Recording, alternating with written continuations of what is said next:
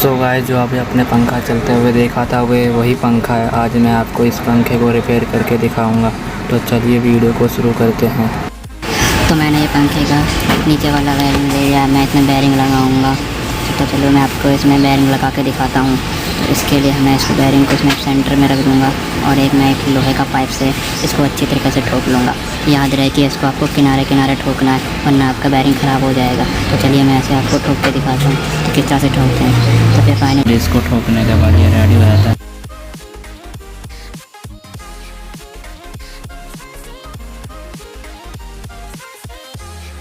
अब मैं आपको ऊपर वाले बेस में बैरिंग लगा कर दिखाता हूँ।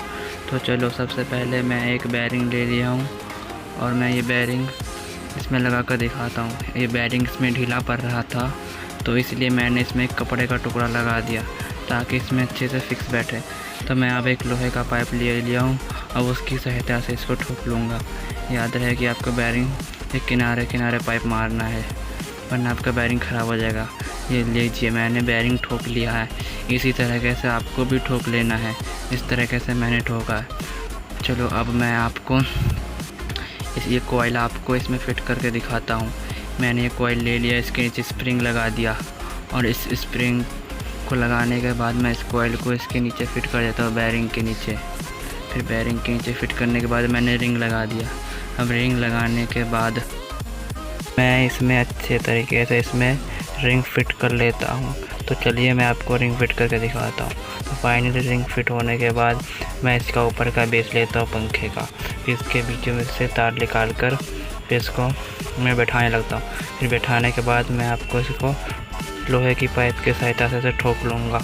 तो मैंने लोहे का पाइप ले लिया है, उसकी सहायता से मैं इसको ठोक लेता हूँ। तो चलिए मैं अब आपको इसको ठोक के दिखाता हूँ कि किस तरह कैसे ठोकना है। तो चलिए मैं इसे ठोकता हूँ। तो उससे ढंग से ठुक नहीं रहा था, तो मैंने एक फ्लैट पाइप और बड़ा पाइप ले लिया है। अब मैं इसकी सहायता से ठोक लेता हूँ। तो फाइनली ये ठुकने के बाद ये रेडी हो जाता है। फिर मैं अब आपको इसमें स्क्रू लगा के दिखाता हूँ। तो मैंने स्क्रू ले लिया है और ये स्क्रू ड्राइवर से मैं इसको अच्छी तरीके से टाइट कर लूँगा। तो याद रहे आपको ये एक एक चोड़ी कसना है, वरना आपका पंखा जाम हो सकता है। तो इसे हल्के हल्के हाथ से कस लेना है।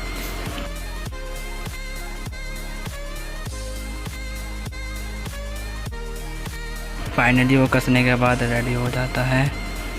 अब मैं आपको इसमें कंडेंसर होल्डर लगा कर दिखाऊंगा। तो चलिए लगा कर दिखाता हूँ, पर उससे पहले हम आपको इसकी वेंडिंग चेक करा देते हैं, ठीक है या नहीं।